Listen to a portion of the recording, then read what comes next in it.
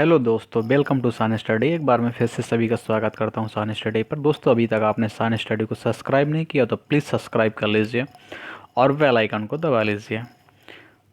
दोस्तों, आज मैं अगला सेट लेके आया हूं, खंड शिक्षा अधिकारी का। ये 5वां सेट होगा। तो समय ना बर्बाद करते हुए चलो क्वेश्चनों को शुरू करते हैं। पहला क्वेश्चन हमारा कह रहा है कि प्रथम बौद्ध संगीति किसके शासनकाल में हुई।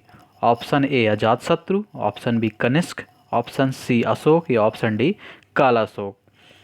तो प्रथम बौद्ध संगीति, तो इसका सही आंसर हो जाएगा ऑप्शन ए अजातशत्रु। दोस्तों, इनको याद करने के लिए चारों जो बौद्ध संगीतियाँ हुई हैं, टोटल कितनी हुई हैं? 4 बौद्ध संगीति हुई हैं। और इनको याद करने के लिए एक मैं ऐसी ट्रिक बताने जा रहा हूँ जो आप भूलेंगे नहीं कभी। और ये आसानी से, ये जो चारों बौद्ध संगीतियाँ हैं किसके शासनकाल में भी बड़े आसानी से याद कर सकेंगे। इसके लिए एक ट्रिक है, अका अक। अका अक, ओके। अका अक, आ से मतलब होता है, पहला आ से अजातशत्रु, दूसरे से कालाशोक, तीसरा अशोक और चौथा कनिष्क। मतलब पहली बौद्ध संगीति है जो अजातशत्रु के टाइम पे हुई थी, दूसरी कालाशोक के टाइम पे, तीसरी अशोक के टाइम पे और चौथी कनिष्क के टाइम पे। दोस्तों, उम्मीद है पसंद आया होगा ये। आगे चलते हैं क्वेश्चन नंबर दूसरे पे। दूसरा कह रहा है कि गायत्री मंत्र किस पुस्तक में मिलता है।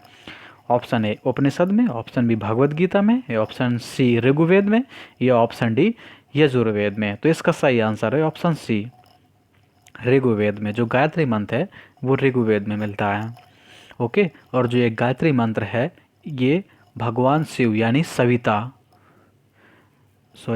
सविता यानी भगवान सूर्य, सविता सूर्य को समर्पित है। आगे चलते हैं क्वेश्चन नंबर 3 पे। क्वेश्चन नंबर 3 कह रहा है कि सर्ग, प्रतिसर्ग, वंश एवं मनवंतर और वंशानुचरित संकेतक हैं किसके? वेदों के, ऑप्शन बी पुराणों के, ऑप्शन सी उपनिषद के, या ऑप्शन डी सूत्रों के। तो इसका सही आंसर है ऑप्शन बी पुराणों के। 5 पुराणों में 5 प्रकार के विषयों का वर्णन इस सिद्धांत पर इस प्रकार है कि पहला सर्ग, प्रतिसर्ग, वंश, मनवंतर और वंशानुचरित। ठीक, सर्ग का मतलब होता है, जो सर्ग है बीज या आदि सृष्टि का पुराण है। और प्रतिसर्ग प्रलय के बाद की पूर्णावस्थी को कहते हैं। ठीक, वंश में देवताओं या ऋषियों के वंश वृक्षों का वर्णन है। और इस मनवंतर में कल्प के महायुगों का वर्णन है। और वंशानुचरित जो होता है, वंशानुचरित पुराणों के वे अंग हैं जिनमें राजवंशों की तालिकाएं दी गई हैं और राजनीतिक अवस्थाओं, कक्षाओं तथा घटनाओं के वर्णन है। दोस्तों, अब उम्मीद है ये 5 चीज़ें पसंद आई, समझ में आई होंगी। अगर नहीं आई तो एक बार फिर से समझ लीजिए। सर्ग का मतलब है, सर्ग बीज या सृष्टि, मतलब बीज या सृष्टि से। प्रतिसर्ग प्रलय के बाद की पुनर्सृष्टि को कहते हैं, मतलब एक बार प्रलय हो गया उसके बाद की पुनर्सृष्टि। वंश देवताओं या ऋषियों के वंशों और वंश वृक्षों का वर्णन है। इसमें जो देवता हैं और उनके ऋषि हैं उनके वंश वर्णों का विवरण है। उसके बाद मनवंतर में कल्प के महायुगों का वर्णन है। और वंशानुचरित लास्ट में जो आता है उसमें पुराणों के वे अंग हैं जिनमें राजवंशों की तालिकाएं दी हैं और राजनीतिक अवस्थाओं, कक्षाओं तथा घटनाओं के वर्णन है। आगे चलते हैं क्वेश्चन नंबर 4 पे। क्वेश्चन नंबर 4 कह रहा है कि पुराणों की संख्या कितनी है। Option A 16, option B 18, option C 19 या ऑप्शन डी 19। तो 21। तो इसका सही आंसर है ऑप्शन बी 18। पुराणों की संख्या 18 है। जो सबसे पहला पुराण जैसे आता मत्स्य पुराण, उसके बाद मार्कंड पुराण, फिर भविष्य पुराण, फिर भगवत पुराण, फिर 5वां ब्राह्मण पुराण, 6वां ब्रह्मवर्त पुराण, उसके बाद 7वां ब्रह्म पुराण, 8वां वामन पुराण और 9वां वराय पुराण, 10वां विष्णु पुराण, 11वां वायु पुराण, 12वां अग्नि पुराण, उसके बाद 13वां नारद पुराण, 14 पद्म पुराण और 16 लिंग पुराण, और उसके बाद 16 में गरुण पुराण और 17 में कर्म, और लास्ट में आता है 18वां स्कंद पुराण। ठीक, इनकी जो रचना है, अगर कह दी जाए कि पुराणों की रचना की है किसने की, तो लौह महर्षि ऋषि, जो लौह महर्षि ऋषि थे उन्होंने पुराणों की रचना की तथा उनके पुत्र उग्रश्रवा इनके सहयोगी थे। आगे चलते हैं क्वेश्चन नंबर 5 पे। 5 कह रहा है कि श्रीमद् भगवत गीता मौलिक रूप से किस भाषा में लिखी गई थी? Option A Sanskrit, option B Urdu, option C Pali या ऑप्शन डी हिंदी। तो जो संस्कृत जो श्रीमद् भगवत गीता है वो मुख्य रूप से संस्कृत में लिखी गई थी। ठीक, यह प्राचीन धार्मिक ग्रंथ महाभारत का एक भाग है। अगर पूछा जाए कि श्रीमद् भागवत गीता किसका एक भाग है तो ये महाभारत का एक भाग है। और अगर आ जाता है कि सबसे पुराना और सबसे बड़ा ग्रंथ कौन है तो वो महाभारत है, सबसे बड़ा ग्रंथ माना जाता है। आगे चलते हैं क्वेश्चन नंबर 6 पे। 6 हमारा क्या है कि हिंदू पौराणिक कथा के अनुसार समुद्र मंथन हेतु किस सर्प ने रस्सी के रूप में स्वयं को प्रस्तुत किया था? Option A Kaliya, option C Vasuki, option B Vasuki, option C Pushkar और ऑप्शन डी शेषनाग। तो इसका सही आंसर है ऑप्शन डी शेषनाग। जो समुद्र मंथन के टाइम पे शेषनाग को रस्सी बनाया गया था और मंदराचल पर्वत था उस पे लपेटा गया था। ठीक, इसमें विष्णु ने कर्मावतार धारण करके मंदराचल पर्वत को अपने ऊपर रखा था। यानी क्या एक कछुआ पहले उसमें बने, उसके बाद पर्वत लगा और पर्वत पे जो इसमें फिर यहाँ पे रस्सी लपेट के दोनों साइड में ये रस्सी शेषनाग के रूप में थे। आगे चलते हैं क्वेश्चन नंबर 7 पे। 7 हमारा कह रहा है कि सत्यमेव जयते किस जो शब्द है सत्यमेव जयते किस उपनिषद से लिया गया है? Option A Mundopanishad, option B Kathopanishad, option C Chhandogya Upanishad या इनमें से कोई नहीं। तो दोस्तों मुझे उम्मीद है कि क्वेश्चन आपको सबको बनता होगा। अगर नहीं बनता तो प्लीज़ देख इसको याद कर लीजिए क्योंकि बहुत इंपॉर्टेंट क्वेश्चन है, अधिकतर एग्जाम में पूछा जाता है। तो इसका सही आंसर है ऑप्शन ए मुंडोपनिषद। सत्यमेव जयते का मतलब होता है सत्य की ही विजय होती है, यही भारत का राज्य चिन्ह है। ठीक, और इसे कब अपनाया गया था? इसको 26 जनवरी 1950 को अपनाया गया था। ठीक, आगे चलते हैं क्वेश्चन नंबर 8 पे। क्वेश्चन नंबर 8 हमारा कह रहा है कि ऋग्वेद की मूल लिपि थी? Option A Devanagari, option B Kharosthi, option C Pali या ऑप्शन डी ब्राह्मी। तो इसका सही आंसर है ऑप्शन डी। जो ऋग्वेद है मूल लिपि इसकी ब्राह्मी थी और जो संस्कृत, क्योंकि ये ऋग्वेद संस्कृत में लिखा गया था और संस्कृत की लिपि ब्राह्मी लिपि है।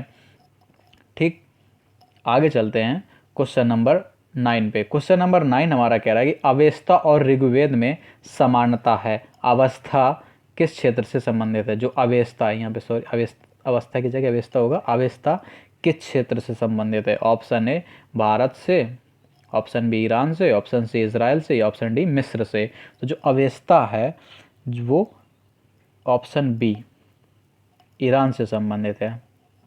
जिस प्रकार हमारे यहाँ ऋग्वेद होते हैं उसी टाइप से वहाँ पे ईरान में अवेस्ता और ऋग्वेद दोनों भाषिक समानताओं के कारण आर्यों की सभ्यता से संबंधित माने जाते हैं।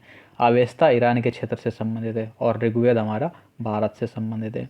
आगे चलते हैं क्वेश्चन नंबर 10 पे। 10 हमारा कह रहा है कि वैदिक काल में किस जानवर को अघन्या माना गया है? मतलब किस जानवर को अघन्या कहते थे? ऑप्शन ए बैल, ऑप्शन बी भेड़, ऑप्शन सी गाय या ऑप्शन डी हाथी। तो इसका सही आंसर है ऑप्शन सी गाय को वैदिक काल में अघन्या, मतलब अघन्या का मतलब क्या है कि मारे जाने योग्य। अघन्या का मतलब होता है, अघन्या का मतलब कि ना मारे जाने योग्य, मतलब जिसको मारने योग्य ना हो, अघन्या। ठीक, गाय की हत्या अथवा उसे घायल करने वाले व्यक्ति को मृत्युदंड तथा देश निकालने की व्यवस्था है वेदों में। ठीक, आगे चलते हैं क्वेश्चन नंबर 11 पे। 11 कह रहा है कि ऋग्वैदिक काल के प्रारंभ में निम्न में से किससे महत्वपूर्ण मूल्यांकन या मूल्यवान संपत्ति माना जाता था? ऑप्शन ए भूमि को, ऑप्शन बी गाय को, ऑप्शन सी स्त्रियों को या ऑप्शन डी जल को। तो इसका सही आंसर है ऑप्शन बी। जैसे कि पिछले क्वेश्चन में बताया था कि ऋग्वेद में अघन्य यानी ना माने जाने योग्य, इसीलिए सबसे ज़्यादा महत्व था वैदिक काल में वो गाय का था। गाय प्रारंभ में गाय की महत्वपूर्ण जो ऋग्वैदिक काल है उसमें गाय को महत्वपूर्ण संपत्ति समझा जाता था। गाय मुख्यतः विनिमय का माध्यम होती थी, मतलब अगर कुछ खरीदना या कुछ लेना है तो गाय का प्रयोग किया जाता था। कुछ ऋग्वेद के कुछ जो सूक्त हैं उनमें गाय को देवता के रूप में भी कल्पित किया गया है। आगे चलते हैं क्वेश्चन नंबर 12 पे। 12 हमारा कह रहा है कि प्राचीन भारतीय समाज के प्रसंग में निम्नलिखित शब्दों में कौन सा शब्द सिर्फ तीन के वर्ग का नहीं है? ऑप्शन ए कुल, ऑप्शन बी वंश, ऑप्शन सी कोश या ऑप्शन डी गोत्र। तो इसका सही आंसर है ऑप्शन सी कोश। प्राचीन भारतीय समाज के संदर्भ में कुल, वंश और गोत्र परिवार से संबंध है, जबकि कोश जो है वो परिवार से ना संबंधित होकर भंडार से संबंधित है। ठीक, ये बाकी जो ये हैं ये सब उससे संबंधित हैं, परिवार से। आगे चलते हैं क्वेश्चन नंबर 13 पे 13 पे। 13 कह रहा है कि संस्कारों की कुल संख्या कितनी है? Option A 10, option B 12, option C 15 या ऑप्शन डी 16। तो इसका सही आंसर है ऑप्शन डी 16। संस्कारों की संख्या 16 मानी गई है। ठीक, संस्कार का शाब्दिक अर्थ है परिष्कार, मतलब शुद्धता अथवा पवित्रता। ठीक, गौतम धर्मसूत्र ने इसकी संख्या गौतम जो धर्मसूत्र है उसमें इसकी संख्या 48 मिलती है, लेकिन मनु ने गर्भाधान से मृत्यु तक 13 संस्कारों का उल्लेख किया है। कितने का? 13 का उल्लेख किया। बाद में स्मृतियों में जो स्मृति हैं उनमें इनकी संख्या 16 मानी जाती है। इसलिए ये मेन मुख्य रूप से अगर पूछा जाए कि किसने कितनी मानी है, तो अगर आ जाए आंसर में कि मनु ने कितनी मानी है, तो मनु ने 13 मानी है, और जो गौतम धर्मसूत्र हैं उनमें इसकी संख्या 48 दी गई है। आगे चलते हैं क्वेश्चन नंबर 14 पे। 14 हमारा क्या है कि जीव की उपार्जन है जो, उसके लिए वेद वेदांत पढ़ने वाला अध्यापक क्या कहलाता था? ऑप्शन ए आचार्य, ऑप्शन बी अधर्व्यू, ऑप्शन सी उपाध्याय या ऑप्शन डी पुरोहित। तो इसका सही आंसर है ऑप्शन सी उपाध्याय। तो जीवन जीने के लिए जो वेद वेदांग पढ़ने वाला अध्यापक था वो उपाध्याय कहलाता था। ठीक, आगे चलते हैं क्वेश्चन नंबर 14 पे। 15 हमारा कह रहा है कि गौतम बुद्ध का जन्म कहाँ हुआ था? कब हुआ था, सॉरी, यहाँ पे कब हुआ माने गौतम जब हुआ था। ऑप्शन ए 563 ईसा पूर्व, ऑप्शन बी 558 ईसा पूर्व, ऑप्शन सी 561 ईसा पूर्व, ऑप्शन डी 544 ईसा पूर्व। तो इसका सही आंसर है ऑप्शन ए। गौतम बुद्ध का जन्म 563 ईसा पूर्व हुआ था। ईसा पूर्व का मतलब होता है ईसा मसीह के जन्म से पूर्व। और इनका जन्म कहाँ हुआ था? तो इनका जन्म लुम्बिनी के निकट कपिलवस्तु, जो कपिलवस्तु है, कपिलवस्तु के निकट लुम्बिनी नामक ग्राम में हुआ था। इनके पिता का नाम सुद्योधन था और माता का नाम महामाया था, जो कोली यानी कोली वंश की कन्या थी। आगे और इनके अगर पूछा जाए इनके बचपन का नाम क्या था, तो इनके बचपन का नाम सिद्धार्थ था। चलो अब यहाँ से जितने भी क्वेश्चन आएंगे ये गौतम बुद्ध से रिलेटेड क्वेश्चन आगे बनाए हैं। ये काफ़ी इंपॉर्टेंट होने वाले हैं और काफ़ी बार एग्जाम में अधिकतर पूछे गए। दोस्तों, अभी तक आपने सान स्टडी को सब्सक्राइब नहीं किया तो प्लीज़ सब्सक्राइब कर लीजिए, और अगर हमारे टेलीग्राम चैनल से जुड़ना चाहते हैं तो हमें सान स्टडी, जो वहाँ पे सर्च करेंगे सान स्पेस स्टडी नाम से सर्च करेंगे, वहाँ पे मिल जाएगा, और उसको फॉलो कर लीजिए। वहाँ पे आपको रेगुलर PDF मिलते रहेंगे और इसी टाइप से हम डेली की एक क्लास लेते रहेंगे। अगर हम चलो आगे चलते हैं क्वेश्चन नंबर 16 पे। 16 हमारा कह रहा है कि बुद्ध के जीवन की किस घटना को महाभिनिष्क्रमण के रूप में जाना जाता है? ऑप्शन ए उनका महापरिनिर्वाण, ऑप्शन बी उनका जन्म, ऑप्शन सी उनका गृह त्याग, या ऑप्शन डी उनका प्रबोधन। तो इसका सही आंसर है ऑप्शन सी। जब उनका गृह त्याग हुआ था उस घटना को महाभिनिष्क्रमण बोलते हैं। ठीक, 29 वर्ष की अवस्था में इन्होंने कब किया गृह त्याग किया था? 29 वर्ष की अवस्था में इन्होंने गृह त्याग किया था। ठीक, बौद्ध ग्रंथों में महाभिनिष्क्रमण की संज्ञा दी गई है। आगे चलते हैं क्वेश्चन नंबर 17 पे। 17 हमारा कह रहा है कि निम्नलिखित में से किस राजवंश के अभिलेख से इस परंपरा का समर्थन होता है कि लुम्बिनी शाक्यमुनि बुद्ध का जन्म स्थान था? Option A Maurya, option B Shunga, option C Satavahana या ऑप्शन डी कुषाण। तो इसका सही आंसर है ऑप्शन ए मौर्य। मौर्य वंश शासक अशोक ने रुमेन, जो रुमेन देव है, रुमेन देई, जो रोमन देई हैं उस अभिलेख में सूचना मिलती है कि शाक्यमुनि बुद्ध का जन्म लुम्बिनी में हुआ था। ठीक, आगे चलते हैं क्वेश्चन नंबर 18 पे। 18 हमारा कह रहा है कि महात्मा बुद्ध का महापरिनिर्वाण कहाँ हुआ था। ऑप्शन ए लुम्बिनी में, ऑप्शन बी बोध गया में, ऑप्शन सी कुशीनगर में, ऑप्शन डी कपिलवस्तु में। तो इसका सही आंसर है ऑप्शन सी कुशीनगर। तो महापरिनिर्वाण किया, जो इनकी महात्मा बुद्ध ने अपना पहला उपदेश सारनाथ में दिया, उसके पश्चात वे बौद्ध धर्म के प्रचार के लिए कपिलवस्तु गए, कपिलवस्तु के बाद राजगृह, राजगृह के बाद वैशाली, वैशाली के बाद कौशल राज्य गए। सबसे अधिक बौद्ध धर्म का प्रचार कौशल में हुआ। ठीक, कौशल नरेश ने जो कौशल नरेश थे प्रसेनजीत ने भी अपने परिवार के साथ महात्मा बुद्ध की शिष्यता ग्रहण कर ली। अपना प्रचार करते हुए मल्लों की राजधानी पावा पहुंचे।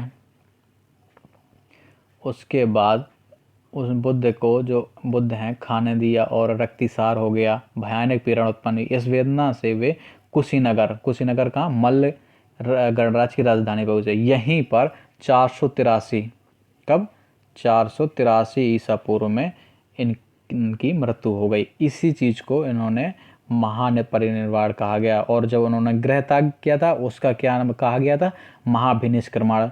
और इनका जन्म कब हुआ था, 563 में।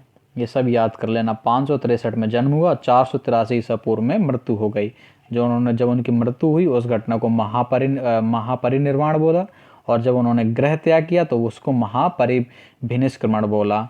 आगे चलते हैं क्वेश्चन नंबर 19 पे। 19 हमारा कह रहा है कि महापरिनिर्वाण मंदिर कहाँ पर स्थित है।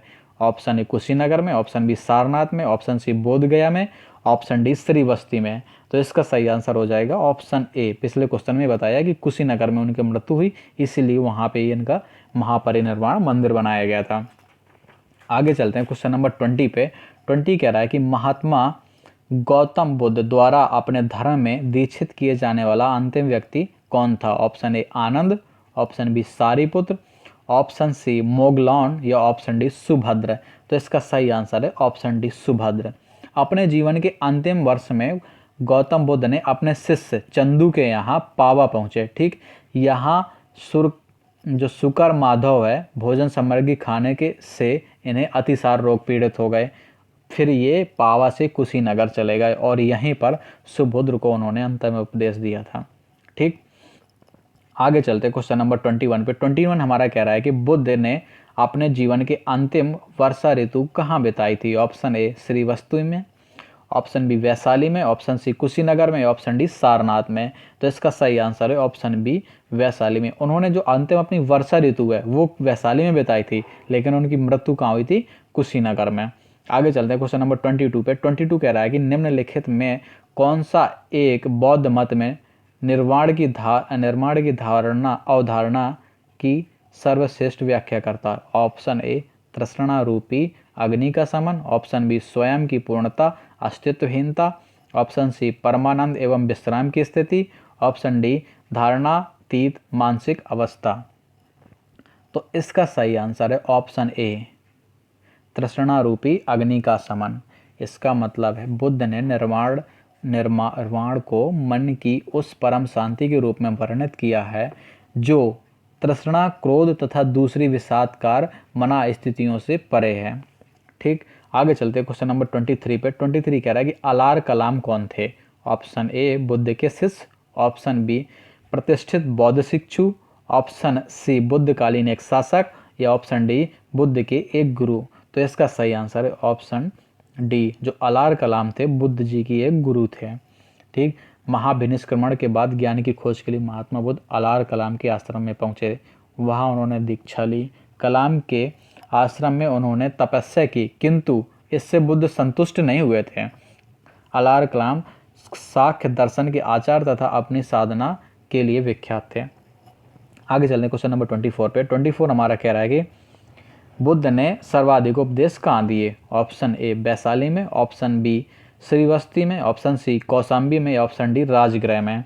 तो इसका सही आंसर है ऑप्शन बी श्रीवस्ती में। जो बुद्ध के सर्वाधिक अधिक वो थे उपदेश थे वो कौशल राज्य में हुए थे। कौशल राज्य की वो राजधानी थी श्रीवस्ती। ठीक, आगे चलते हैं क्वेश्चन नंबर 25 पे। 25 कह रहा है कि बुद्ध कौशाम्बी किसके राज्यकाल में आए थे? Option A Shatanik, option B Udayan, option C Bodhi या ऑप्शन डी इनमें से कोई नहीं। तो इसका आंसर है ऑप्शन बी उदयन। उदयन के शासनकाल में महात्मा बुद्ध वत्सराज उदयन के शासनकाल में कौशाम्बी आए थे। ठीक, यहाँ उन्होंने 9वां विश्राम किया था। ये क्या था उनका? 9th नंबर का विश्राम था। उदयन ने पिंडोला भारद्वाज के प्रभाव से बौद्ध बनने के बाद घोतिसार विहार भिक्षु संघ को दान किया। आगे चलते हैं क्वेश्चन नंबर 26 पे। 26 कह रहा है कि बुद्ध की मृत्यु के पश्चात प्रथम बौद्ध संगीति की अध्यक्षता किसने की? Option A Mahakashyapa, option B Dharmasena, option C Ajatashatru, option D Nagasena. तो इसका सही आंसर है ऑप्शन ए महाकश्यप। जो प्रथम बौद्ध संगीति हुई थी वो अजातशत्रु के शासनकाल में हुई थी, यानी कि शासनकाल में हुई थी। इन्होंने अध्यक्षता नहीं की थी, अध्यक्षता की थी महाकश्यप ने। आगे चलते हैं क्वेश्चन नंबर 27 पे। 27 कह रहा है कि कश्मीर में कनिष्क के शासनकाल में जो बौद्ध संगीति आयोजित हुई थी उसकी अध्यक्षता निम्नलिखित में किसने की? जो कनिष्क के टाइम पे जो बौद्ध संगीति हुई थी उसकी अध्यक्षता किसने की? Option A Kanishka, option B Nagarjuna, option C Shudraka, option D Vasumitra Singh. तो इसका आंसर है ऑप्शन डी वसुमित्र सिंह। जो चतुर्थ बौद्ध संगीति थी वो कनिष्क के टाइम पे हुई थी और इसकी अध्यक्षता वसुमित्र सिंह ने की थी। आगे चलते हैं क्वेश्चन नंबर 28 पे। 28 कह रहा है कि द्वितीय बौद्ध संगीति का आयोजन कहाँ हुआ था? Option A Rajgriha, option B Vaishali, option C Pataliputra या ऑप्शन डी काशी में। तो जो द्वितीय बौद्ध संगीति हुई थी वो हुई थी वैशाली में। और किसके टाइम पे हुई थी? कालाशोक। ये समय के शासक थे कालाशोक। कहाँ हुई? इसमें वैशाली में। आगे चलते हैं क्वेश्चन नंबर 29 पे। 29 कह रहा है कि निम्नलिखित में किस नगर में प्रथम बौद्ध संगीति यानी सभा आयोजित की गई थी? ऑप्शन ए नालंदा में, ऑप्शन बी बोध गया में, ऑप्शन सी राजगीर में, या ये सब गया है और ये बोध गया है। तो इसका आंसर है ऑप्शन सी राजगीर में। ठीक, जो प्रथम बौद्ध संगीति है वो राजगीर में। आगे चलते हैं, लास्ट क्वेश्चन होगा ये क्वेश्चन नंबर 30। कह रहा है कि भारतीय कला में बुद्ध के जीवन को किस घटना का चित्रण मृग सहित चक्र द्वारा हुआ है? ऑप्शन ए महाभिनिष्क्रमण, ऑप्शन बी संबोधि, ऑप्शन सी प्रथम उपदेश या ऑप्शन डी निर्वाण। तो इसका सही आंसर है ऑप्शन सी प्रथम उपदेश। भारतीय कला के में बुद्ध के जीवन का प्रथम उद्देश्य जो चित्रण है किसका? मृग सहित है। तो वो उनके प्रथम उपदेश के लिए है और ये मृगदाव हरण वन में दिया गया था। दोस्तों उम्मीद है आपको क्वेश्चन पसंद आएंगे। अगर पसंद आए तो प्लीज़ साइंस स्टडी को सब्सक्राइब कर लीजिए और अपने दोस्तों में जो वीडियो है अपने दोस्तों में ज़रूर शेयर कीजिए। और अपने इसी तरह से हम आपको सेट लेके आते रहेंगे। और अगर आपको अगर और भी पिछले सेट देखने तो इसकी लिंक डिस्क्रिप्शन में दी गई है। ये चौथा सेट था और बाकी जो 3 सेट है उनकी डिस्क्रिप्शन इसमें हमने दे दी गई है। डिस्क्रिप्शन में देख लेना, वो लिंक मिल जाएगी। Thank you for watching.